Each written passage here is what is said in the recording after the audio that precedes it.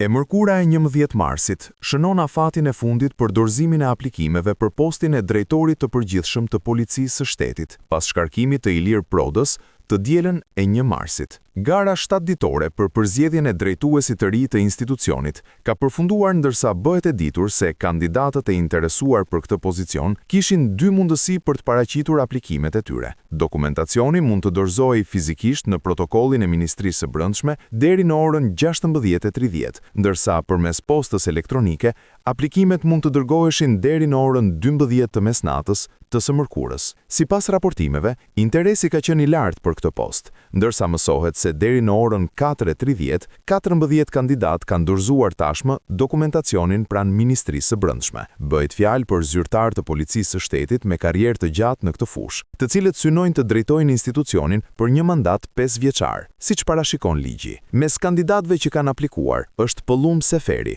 aktualisht drejtor për marrëdhëniet ndërkombëtare në Policinë e Shtetit, i cili ka drejtuar operacione të shumta ekstradimi në vitet e fundit. Drejtori aktual i Policisë së Vlorës, Elidon Çela, drejtori i Policisë së Fierit, Skënde Hitaj, i cili gjatë karrierës së tij ka mbajtur poste drejtuese edhe në qarqet Shkodër dhe Dibër.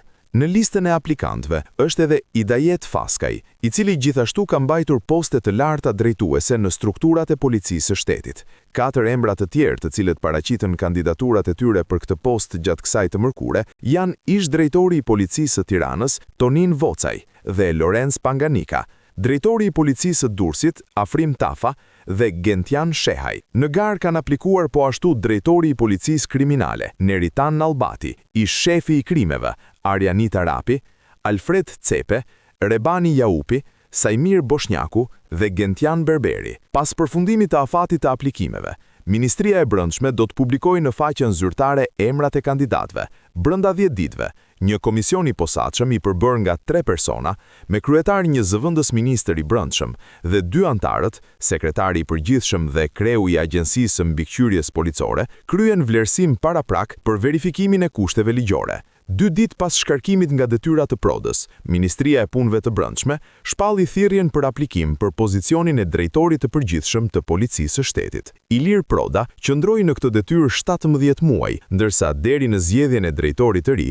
në krye të policisë është komanduar zëvendës drejtori Sokol Bishga. Proda u shkarkua nga detyra pas protestës së 28 shkurtit, për shkak se nuk arriti të garantonte rendin e sigurinë. Protestuesit e opozitës goditen me molotov vilën e ish diktatorit Enver Hoxha, duke rrezikuar seriozisht jetën e artistëve të huaj dhe vizitorëve që ndodheshin në godinë.